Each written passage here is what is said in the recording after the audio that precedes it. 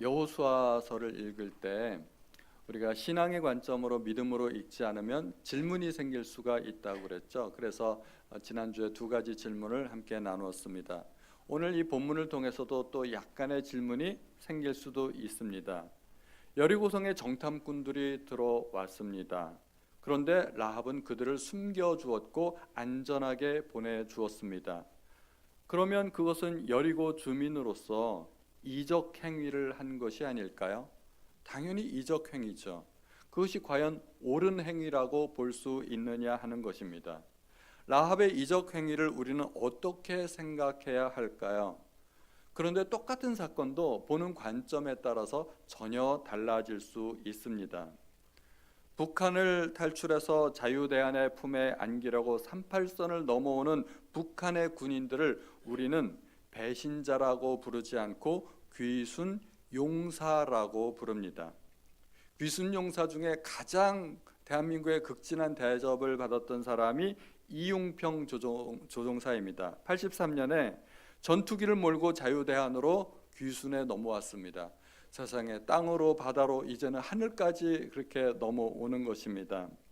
그를 환영하는 여의도 집회가 열렸었는데 제가 기억하기로 100만 명 모였었던 것으로 기억합니다. 어마어마한 인파가 모였습니다. 왜 그렇게 많이 모였을까? 제 생각에는 그냥 달랑 몸 하나 넘어온 게 아니라 전투기 몰고 넘어왔잖아요. 전투기 한 대가 얼만데. 그러니까 그런 환영을 받을만 하지 않았겠나 그런 생각이 들었습니다. 그런데 그만큼 그는 북한에서는 배신자라고 낙인을 찍혔을 것입니다. 그러나 대한민국에서는 그는 영웅이었습니다. 폭력배 조직에서 탈퇴하여 선량한 시민으로 살려는 조직원, 그런 사람을 우리는 용기 있는 사람이라고 부릅니다. 일본 야쿠자 모임에서 그 탈퇴한 사람들의 모임을 Four Fingers라고 부르는 그런 모임이 있습니다. 제가 정확하게 기억을 하는지 모르겠는데, 근데 야쿠자에서 탈퇴하려면 정상적으로 탈퇴가 안 되고 손가락 하나를 잘라내야만 그 모임에서 탈퇴할 수 있는 거죠. 그래서 그런 사람들이 모여서 회심하고 선교단체를 만든 것이 있는데 그게 그 모임입니다. 그들이 집회를 하면 한 대여섯 명이 모여가지고 찬양도 하고 간증도 하고 그런데 오른손을 번쩍 지켜들고 우리는 네 손가락입니다 하고 자랑스럽게 외친다고 합니다. 라합의 모든 행위는 신앙에서 나온 것입니다. 우주적인 관점으로 선과 악 그리고 하나님과 마귀의 입장에서 본다면 라합의 행동은 하나님께로 돌아오는 행동이고 믿음으로 결단한 옳은 행동이었습니다. 우리는 예수 믿고 구원받은 것에 대해서 마귀를 배신했다라고 생각하지 않습니다. 여러분 혹시 예수 믿으면서 내가 마귀를 배신했네, 마귀한테 미안한데, 혹시 그런 생각하시는 분 계세요? 절대 그렇지 않습니다. 당시 여리고성은 악으로 가득 찼고 하나님의 진멸의 대상이었습니다. 그 여리고성을 떠나 하나님께로 돌아온 라합의 행위는 하나님께서 매우 기뻐하실 만한 행동이었고 믿음의 행동이었고 옳은 행동이었다고 우리가 말할 수 있는 것입니다. 야고보 선생은 믿음의 두 종류가 있다고 이야기합니다. 죽은 믿음과 산 믿음입니다. 죽은 믿음은 행함이 없는 가짜 믿음입니다. 사실은 믿음이 아닌 것입니다. 산 믿음이야말로 행함으로 입증되는 진짜 믿음입니다. 낙지 한 마리를 먹어도 산 낙지가 좋지 않습니까? 믿음은 당연히 산 믿음이어야 합니다. 야고보는 이렇게 살아있는 믿음을 설명하기 위해서 성경 전체에서 두 명을 샘플로 들었습니다. 그 두 사람이 아브라함과 라합이었습니다. 아브라함이 순종하여 이삭을 번제로 드린 것을 이 야고보 선생은 믿음 중에 최고의 믿음으로 꼽았습니다. 하나님 우리 사이에 왜 그러세요? 제 마음 다 아시잖아요. 이렇게 마음으로 끝난 게 아니라 이삭을 포승줄로 묶었고 그리고 손에 칼을 잡았던 것입니다. 이렇게 행동하는 믿음을 하나님께서 높이 보셨습니다.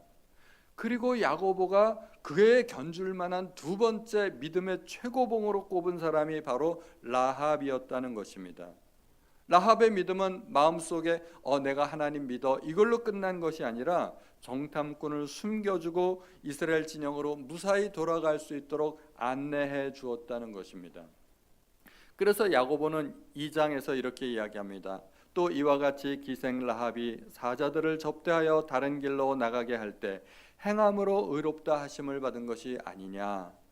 여기서 행함으로, 이것은 행하는 믿음으로를 의미하는 것입니다. 성경에 수많은 믿음의 선조들이 있습니다. 우리가 본받아야 할 믿음이 얼마나 많은지 모릅니다.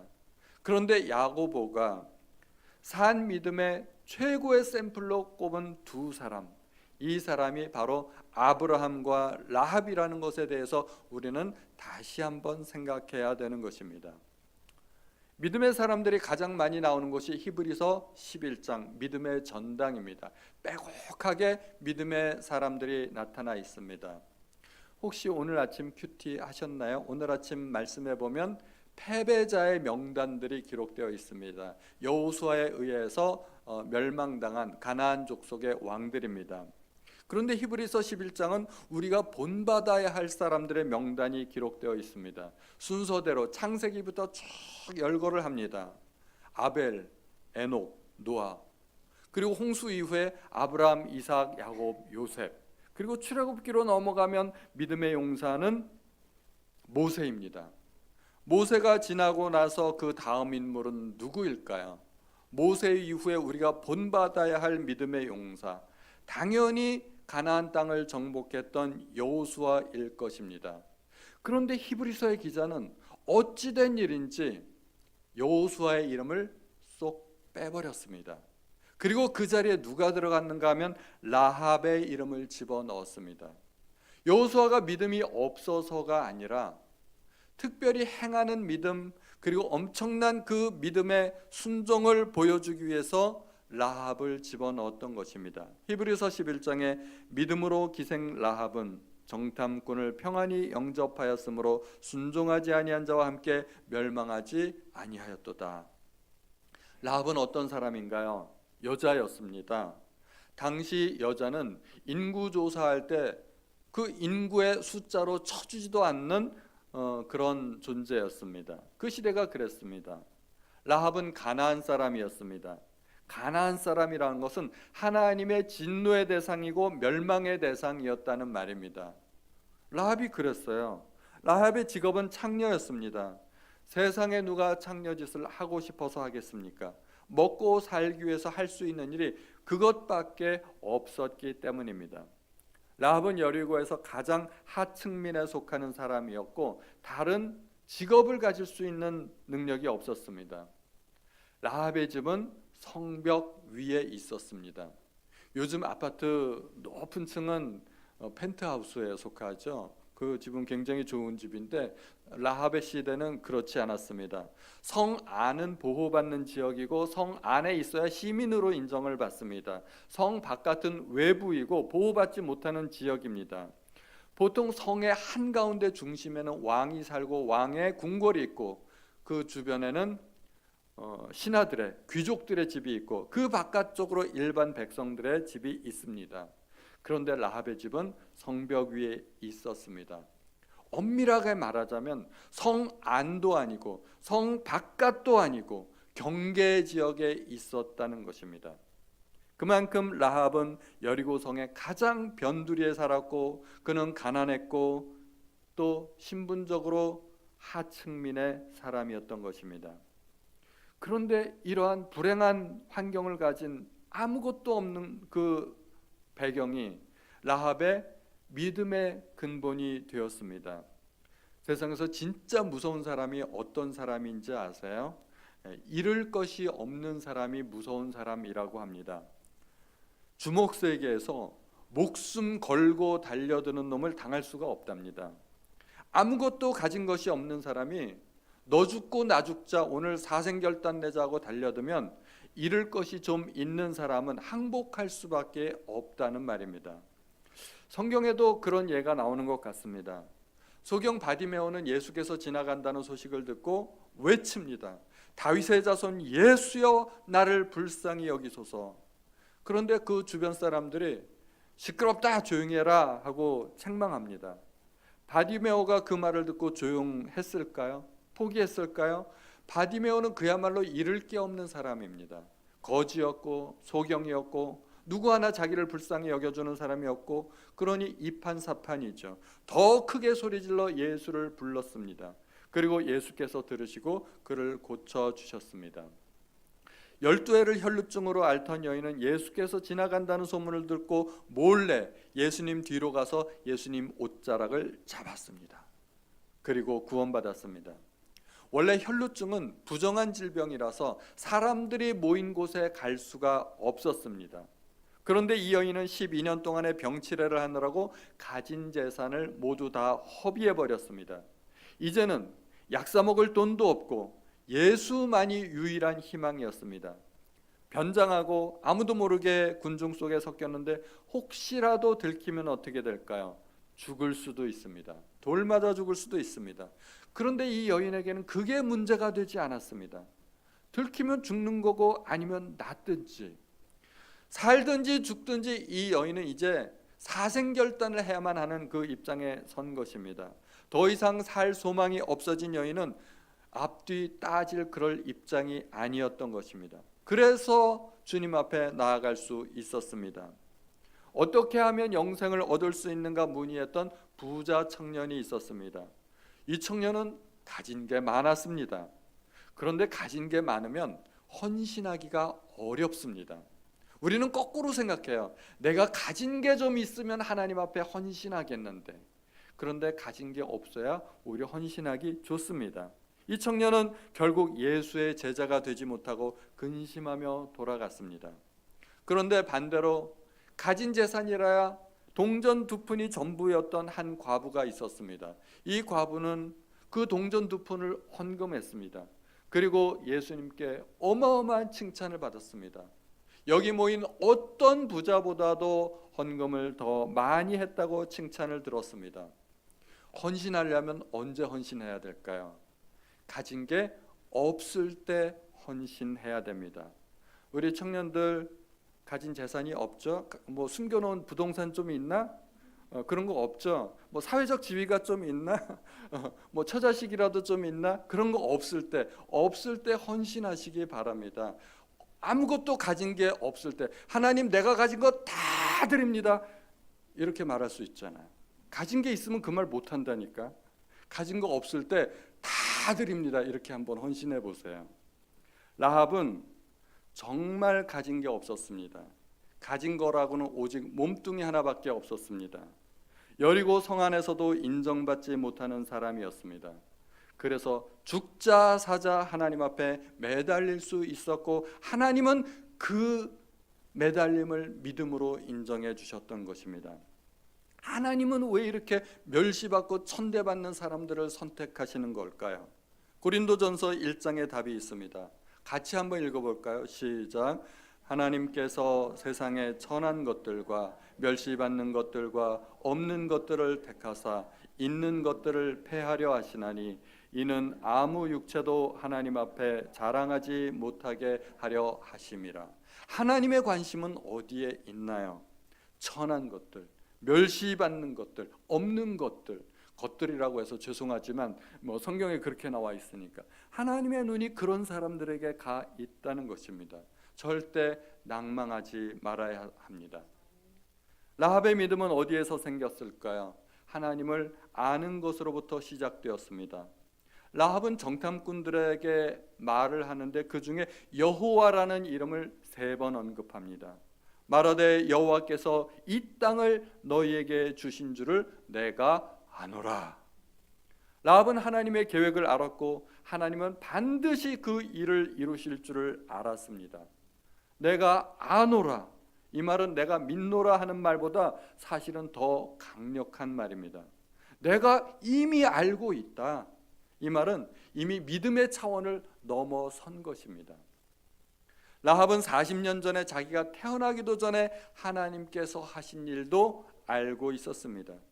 여호와께서 너희 앞에서 홍해물을 마르게 하신 것과 너희가 요단 저쪽에 있는 아모리 사람의 두 왕 시혼과 옥에게 행한 일, 곧 그들을 전멸시킨 일을 우리가 들었습니다.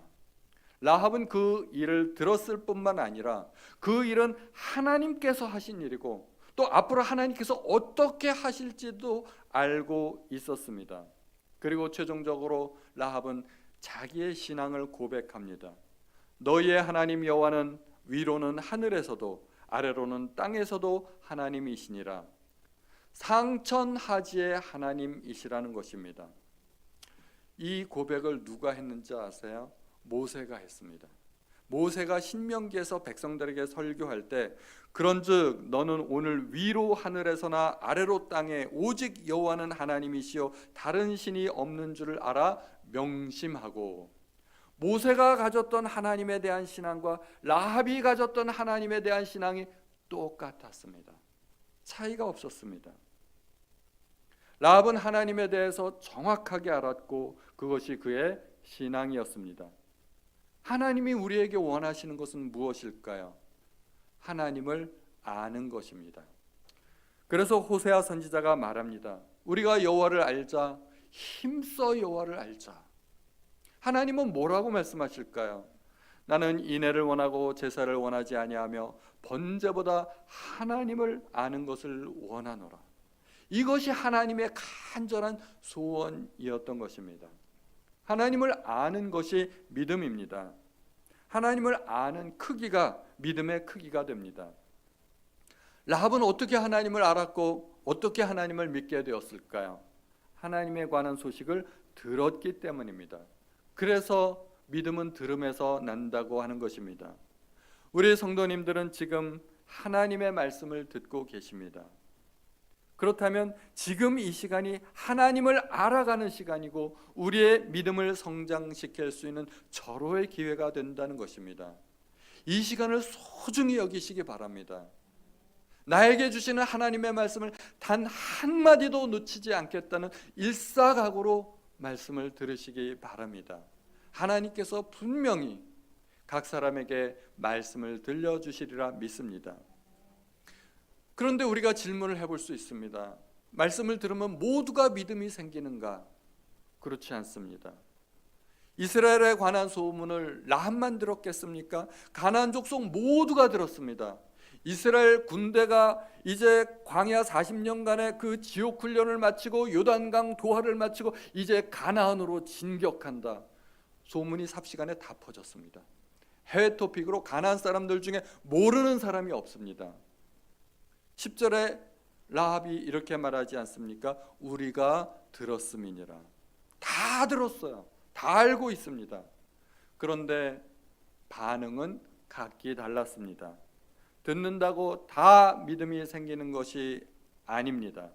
듣고 어떻게 반응하느냐, 그 반응이 믿음입니다. 들었을 때 믿음으로 반응해야 됩니다. 믿음이 믿음을 만들어냅니다. 재테크 잘 아시죠? 돈이 돈을 버는 것입니다. 그래서 부자들이 더 부자가 되기가 쉬운 세상이 오늘날 세상입니다. 우리들은 어떤 테크를 해야 될까요? 믿음 테크. 나에게 있는 작은 믿음 투자하시기 바랍니다. 그거를 투자하고 굴려서 큰 믿음을 만들어내시기 바랍니다. 그런데 우리가 아무리 좋은 말씀을 들어도 믿음으로 반응하지 않으면 아무런 유익이 없습니다. 그거는 땅에다 묻어두는 거예요. 그래서 히브리서 4장 2절에 보면 그들과 같이 우리도 복음 전함을 받은 자이나 그러나 들은 바 그 말씀이 그들에게 유익하지 못한 것은 듣는 자가 믿음과 결부시키지 아니함이라. 제가 여기서 아무리 목이 쉬도록 외쳐도 거기에 믿음으로 성도님들이 반응하지 않으면 그 설교는 아무런 유익이 되지 않는다는 것입니다. 사랑하는 우리 성도님들, 이 설교는 결코 귀를 즐겁게 하기 위한 것이 아닙니다. 말씀이 내 속에 들어와서 나의 죄성을 불태우고 내 속에 자리 잡은 견고한 진을 무너뜨리고 내 속에 하나님의 왕좌를 세워야 됩니다. 말씀을 듣기 전과 후는 달라야 됩니다. 말씀을 듣기 전엔 내가 왕이었는데 말씀을 듣고 난 이후에는 하나님이 나를 통치하고 다스려야 됩니다. 조금씩 꾸준히 성장하셔야 됩니다. 그것이 믿음입니다. 정탐꾼들이 라합의 집에 들어왔을 때 라합은 딱 보고 알았습니다. 한눈에 알았습니다. 라합이 굉장히 지혜로운 여인입니다. 행색을 보아하니 또 돌아가는 국제 정세를 들어보니 저들은 정탐꾼이 틀림없구나 하는 생각을 하게 된 것입니다. 이제 칼자루는 라합의 손에 쥐어졌습니다. 저들을 어떻게 할 것인가? 라합의 말 한마디에 그들의 목숨이 왔다 갔다는 형국입니다. 아니, 라합이 적극적으로 대처하지 않고 가만히만 있어도 저들은 이미 죽은 목숨과 다름이 없었습니다. 정탐꾼들이 들어오자마자 라합이 이미 눈치채고 알았다면 군사들이 들이닥치기 전에 라합에게는 선택의 기회가 있었습니다. 내가 밀고자가 될 것인가? 아니면 보호자가 될 것인가? 라합의 손에 달린 겁니다. 밀고자가 되면 명예와 칭찬과 재물을 얻을 수 있었습니다. 하루아침에 그의 팔자가 달라질 수 있었습니다. 일약 영웅이 될 수도 있었습니다. 이번 기회에 한몫 단단히 잡아볼까? 라합이 마음만 먹었으면 그렇게 할 수도 있었을 것입니다. 그런데 라합은 생각이 깊었습니다. 생각이 깊은 것이 믿음입니다. 그렇게 해서 부와 명예를 거머쥔들 얼마나 오래 갈 수 있을까? 라합은 분명히 자기 입으로 이야기했습니다. 여호와께서 이 땅을 너희에게 주신 줄 내가 아노라. 라합이 거머쥔 그 부귀영화는 불과 며칠 못 갈 것입니다.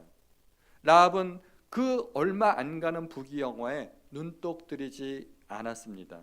그것이 라합의 용기였고 현명한 선택이었고 또 믿음이었습니다. 우리 사랑하는 성도님들, 큰 것을 위해서 작은 것을 버릴 수 있는 용기를 가지시기 바랍니다. 그것이 믿음입니다. 라합은 여리고성의 주민으로서 며칠 동안 부귀영화를 누리며 살다가 처참하게 죽을 것인지 나머지 인생을 하나님의 백성으로 살다가 평안히 갈 것인지 선택해야 했습니다. 라합은 이 기로에서 조금도 망설이지 않았습니다. 라합은 어떤 것이 큰 것인지를 알았기 때문입니다. 큰 것, 영원한 것, 그것을 선택하는 것이 믿음입니다. 히브리서 11장에는 믿음의 용사들이 언급되어 있습니다. 그 모두가 큰 것을 위해서 작은 것을 포기했던 사람들입니다. 이 세상에 속한 것들은 작은 것들입니다. 남들이 얼마를 가졌던 간에 그것은 작은 것입니다. 천국에 가면 아스팔트가 금으로 돼 있다면서요. 금이 지금 금값이 치솟는데 천국에 가면 얼마나 되겠습니까? 완전 폭락할걸요. 이 세상에 있는 것들은 작은 것들입니다. 잠시 있다가 사라질 것들입니다. 우리가 영원한 것을 더 소중히 여길 수 있는 마음이 있다면 그것이 믿음일 것입니다. 그래서 히브리서에서 대표적으로 모세의 믿음을 보겠습니다. 우리 다 같이 한번 읽어볼게요. 시작. 믿음으로 모세는 장성하여 바로의 공주의 아들이라 칭함받기를 거절하고 도리어 하나님의 백성과 함께 고난받기를 잠시 죄악의 낙을 누리는 것보다 더 좋아하고 그리스도를 위하여 받는 수모를 애굽의 모든 보화보다 더 큰 재물로 여겼으니 이는 상 주심을 바라봄이라. 아멘. 모세가 기대했던 그 상은 이 세상의 어떠한 부귀영화보다 크다는 것을 알았던 것입니다. 라합은 자기가 선택한 것이 결코 작지 아니하다는 것을 알았습니다. 그래서 작은 것에 미련 가지지 않았습니다. 군사들이 들이닥쳤을 때 라합은 이미 정탐꾼들을 숨겨놓았고 그들이 이미 도망쳤으니 빨리 따라가라고 군사들에게 재촉합니다. 그런데 이것은 대단히 위험한 모험입니다. 만약에 탄로나게 되면 라합은 그야말로 이적 행위로 사형을 면치 못할 것입니다. 믿음은 선택입니다. 하나님이 원하시는 선택을 하는 것이 믿음입니다. 그 선택에는 때로는 모험이 뒤따르기도 합니다.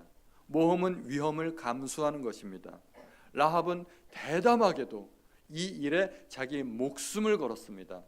조금만 잘못되면 자기는 죽을 수도 있는 형국입니다. 하나님의 백성이 되든지 죽든지 둘 중에 하나입니다. 라합은 올바른 선택을 했고 하나님은 그것을 라합의 믿음으로 인정하셨습니다. 그런데 믿음만 있으면 다 될까요? 야고보 선생이 이야기한 것처럼 믿음은 그에 따르는 행동을 수반하는 믿음이어야 됩니다. 라합이 정탐꾼들을 살려준 것은 라합의 믿음도 있었지만 거기에 한몫 더한 것이 라합의 성품이었습니다.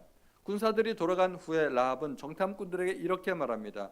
그러므로 이제 청하노니 내가 너희를 선대하였은즉 너희도 내 아버지의 집을 선대하도록 여호와로 내게 맹세하고 내게 증표를 내라. 여기에 나오는 선대, 제가 말씀드린 적이 있는데 히브리어로 헤세드라는 단어입니다. 은혜, 자비, 인자, 인애, 은총, 여러 가지 단어로 번역되는 말입니다. 아무런 자격이 없는 사람에게 무조건적으로 베풀어주는 은혜입니다. 라합은 헤세드의 사람이었습니다.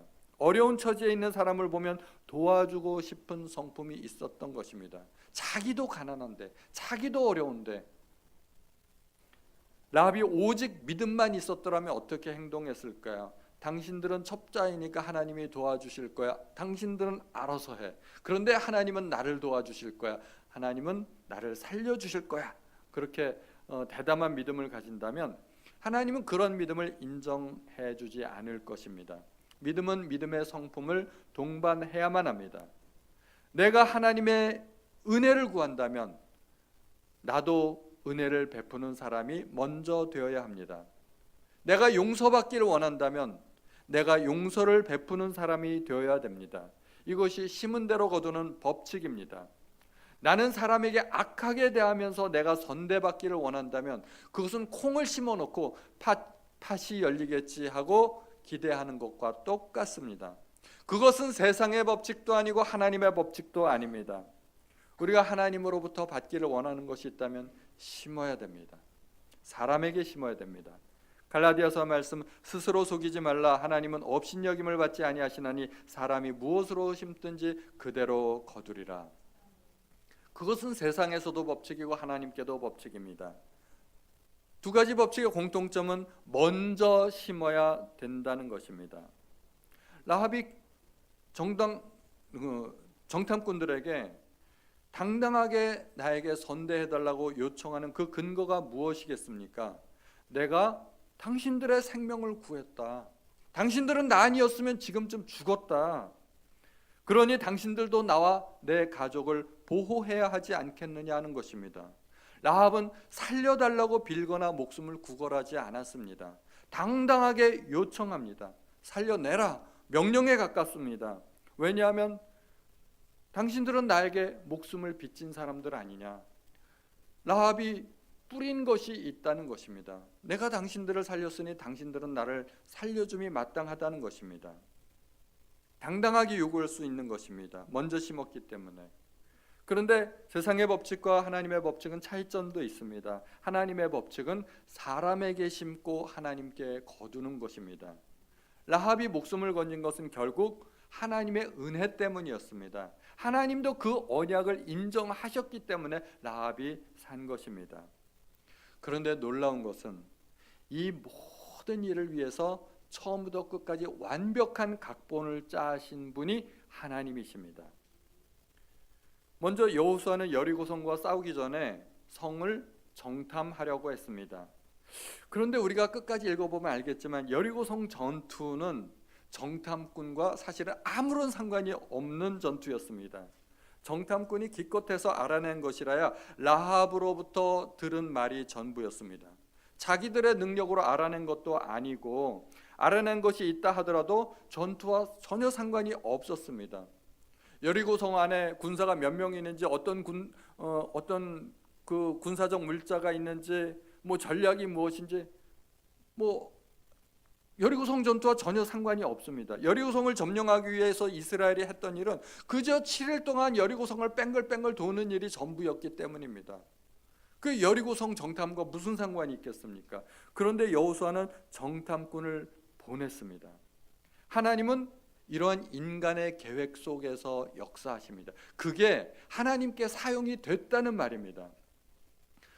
그런데 여호수아 장군이 정탐꾼들을 선택할 때 오직 믿음, 신앙 그것만 보느라고 실력 테스트를 전혀 안 했습니다. 이게 좀 문제가 있죠.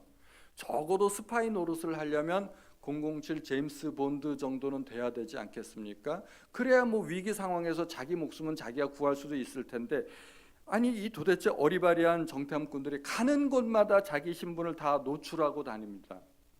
제 생각엔 아마 등에다가 나 정탐꾼 이렇게 써붙이고 다닌 것 같아요. 다 알아요. 다 소문이 다 났어요. 라합도 딱 보니까 아는 거죠. 그런데 만약에 정탐꾼들이 완벽했더라면, 정말 완벽한 신분 위장에 성공했더라면 라합은 그들을 알아보지 못했을 것입니다. 그리고 그런 만남은 없었겠죠. 하나님은 묘하게도 인간의 연약함도 사용하십니다. 정탐꾼들의 그 연약함 때문에 라합과의 만남이 이루어진 것입니다. 그리고 여리고 성 안에는 수많은 기생들이 있었을 터인데 정탐꾼들이 하필이면 라합의 집에 들어갔을까요? 우연히 그렇게 됐겠죠. 당연히 우연입니다. 하룻밤 묵을 곳이 마땅치 않았던 그들이 하루를 보내기 위해서 여인숙 같은 곳을 찾았을 것입니다. 그런데 딱 들어간 곳이 라합의 집이었습니다. 우연히 그렇게 되었지만 하나님은 그 우연마저도 사용하십니다. 그래서 라합과 정탐꾼들이 또 만나게 됩니다. 그리고 군사들이 때에 맞춰 들이닥친 것도 기가 막힌 하나님의 섭리입니다. 만약에 군사들이 들이닥치지 않았더라면 라합이 정탐꾼들을 알아봤습니다. 그런데도 진솔한 대화는 나눌 수 없었을 것입니다. 라합이 정탐꾼들에게 당신들 스파이지? 그랬을 때 정탐꾼들이 뭐라고 했을까요? 아닌데요. 그러면 끝나는 겁니다. 더 이상 무슨 대화가 가능하겠습니까? 아니라는데. 그런데 갑자기 우당탕탕 소리가 나고 사람들의 그 발걸음 소리가 들릴 때 라합이 재빨리 외칩니다. 당신들 스파이지? 당신들 탄로났어. 빨리 집으로 가서 숨어. 여기는 내가 처리할게. 정탐꾼들이 얼마나 깜짝 놀랐겠을까요? 이게 도대체 어떻게 돌아가는 상황인가? 라합이 시키는 대로 할 수밖에 없습니다. 이미 정체는 탄로가 났습니다. 군사들이 들이닥친 것은 정탐꾼들에게도 라합에게도 위기였지만 하나님은 그 위기마저도 사용하십니다. 그래서 그 둘이 또 대화를 나누게 되는 것입니다. 이 모든 사건은 오직 정탐꾼들과 라합이 만나기 위한 하나님의 각본이었습니다. 어느 하나라도 흐트러지면 그 둘의 만남은 이루어지지 않는 것입니다. 정탐꾼들은 여리고성에서 자기들을 숨겨줄 누군가가 필요했습니다. 라합은 자기와 일가족을 구해줄 누군가를 만나야 했습니다. 그런데 그들이 딱 만났습니다. 서로가 서로의 생명을 구해주는 귀한 만남입니다. 이게 어떻게 우연이 되겠습니까? 내가 원한다고 되는 것도 아니고 노력한다고 되는 것도 아니고 공부한다고 되는 건 더더욱 아닙니다. 이것은 하나님께서 맺어주시는 것입니다. 그리고 하나님께서 주시는 복입니다. 좋은 사람을 만나면 인생이 활짝 열립니다. 그런데 암초 같은 사람을 만나면 내 인생이 침몰합니다. 좋은 사람을 만나려면 어떻게 해야 될까요? 하나님이 역사하셔야 됩니다. 그런데 우리는 어떻게 해야 될까요? 하나님께 기도해야 됩니다. 만남의 복을 위해서 기도하시기 바랍니다. 내 인생에 좋은 사람들 많이 만날 수 있게 해달라고 기도하시고, 자녀들을 위해서 기도할 때 좋은 배우자 만날 수 있도록, 좋은 친구들 많이 사귈 수 있도록, 좋은 스승들 만날 수 있도록 기도해 주시기 바랍니다. 하나님께서 반드시 역사하시리라 믿습니다.